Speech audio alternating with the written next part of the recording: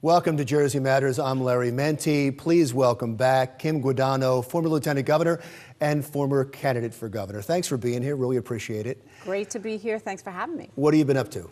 Well, you know, most people think that I'm relying on my pension from the last couple jobs I've had, and I've told everybody, I don't have a pension. So I went back to work. I was a lawyer for 25 years before I got involved in politics, and now I'm back practicing law. You're doing some other things too. Explain the 200 Club. You know, I kept two matters because I wanted to give back to the community. There's two things I really love doing. One is working with law enforcement officers, because I was a sheriff and a prosecutor for a long time. So I do work with the 200 Club. And the 200 Club in Monmouth County is a group that supports law enforcement officers' families. So if the worst possible scenario happens, that means an officer dies in the line of duty, the 200 Club steps in and gives the families financial support immediately after the worst that could happen in their minds happens. So a couple of weeks ago, we handed to a family of a trooper who died in the line of duty a $10,000 check. Oh, that's wonderful. No questions asked. And it's all businesses who simply write a $200 check. They can do it on www.200monmouthclub. And they can donate right now if they want to become members of the club. That's wonderful. It really is. You were Lieutenant Governor and Secretary of State for a long time. Have you kept relationships from that, the people that you worked with? Oh, sure. Some people that I worked with who, you know, when you end a term, they're all out of a job. So some of them I worked with in other campaigns and supporting other campaigns, not my campaign, but in other campaigns. Some people are now in other types of jobs, like my media communications person is now in a media position. Well, yeah, she was here. She's going to be on the show. Right. So she now helps us at the 200 Club try to raise the profile of the 200 Club. Oh, that's wonderful. Yeah. What about the governor?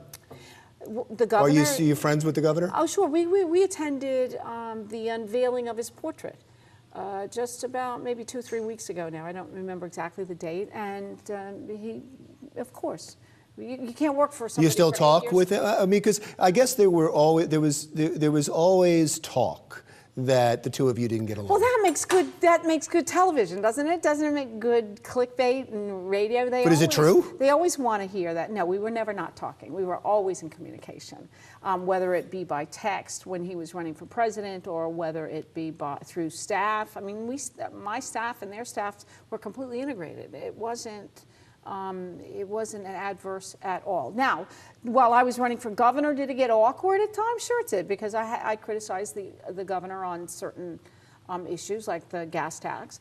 But he didn't seem to help you too much either. Well, he helped during the campaign. You know what? I wanted to run my campaign, and the governor, I believe, wanted me to run. Said, okay, it's your campaign, do it the way you want to. I don't want to be overbearing. And I think the best comparison would be like, remember when Ronald Reagan, he was termed out and Bush ran, President Bush, who just passed away, ran. It was how do you manage someone who's bigger than life, whether you like him or not, bigger than life. How do you manage getting out from under? And that was something we discussed and talked about. It was something I knew would be an issue. But do I have any regrets about running, or how we ran, or what I did, or how I ran my campaign? No. You know, you were up against some headwind. You were up against an unpopular governor. That's what the voters seem to have thought. Well, no, you did. I thought you did pretty well considering what you were up against. It didn't seem who the Republican was going to be. It just wasn't going to be a Republican year. Would you agree with that? Well, no, of course not. You don't run if you think you're not going to win. You knew you had obstacles. You knew you had some big obstacles. Well, you have obstacles in New Jersey anyway. We were out registered voter-wise by 900,000 votes, and still are. So headwinds or not, you know, in 2009 when Christy Guadagno ran, we didn't get 50% of the vote. So it was going to be headwinds, whether the environment, and we all know what, you know, the environment was what it was going to be hard no matter what. They say once you run, you never lose it. Do you want to run again? Do I want to run away? I'm not closing off any options. I'm not closing off any options. I'd be a fool to close off any options, because if what I see going on in New Jersey continues, it's hard to stay quiet.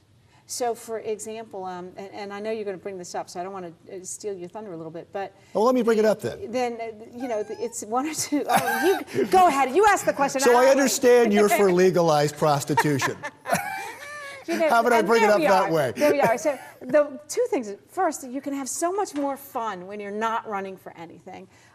There is a piece of legislation winding its way around the State House, and whether you agree with legalizing recreational marijuana or not, I happen to disagree with it, but whether you agree with it or not, the piece of legislation they have running around the State House is awful.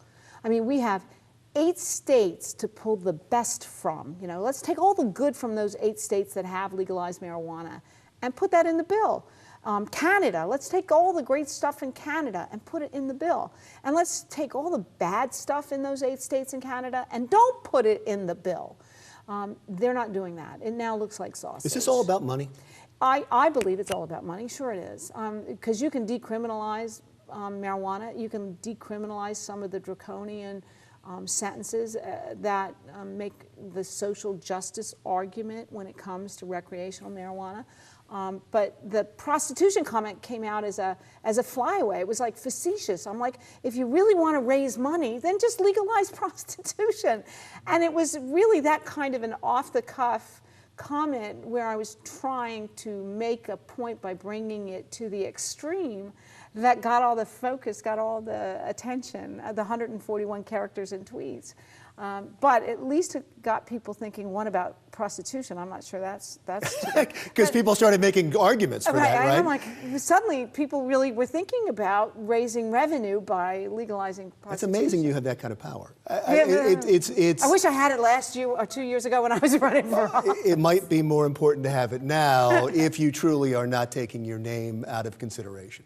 I'm not taking my name out of consideration for anything. No politician ever does. Right? We don't talk about hypotheticals. We don't know what, 24 hours is a lifetime. 4 years is another lifetime. And the Republicans don't seem to have a deep bench. Well, I believe we're developing a deep bench. I think we have a good chairman of the Republican Party now. I do believe that we finally have some red meat issues that are traditional Republican issues that get people to vote for them, law and order issues, this legalizing pot issue. Taxes, free everything, all those issues are just beginning to percolate. And by the time we get to the next election, we're going to have a candidate that's going to have a very strong record to run on in terms of attacking the current administration. And one of the issues that is percolating right now is the Katie Brennan case. I'd love to talk to you about that when Jersey Matters continues with Kim Guadagno, former Lieutenant Governor, right after this.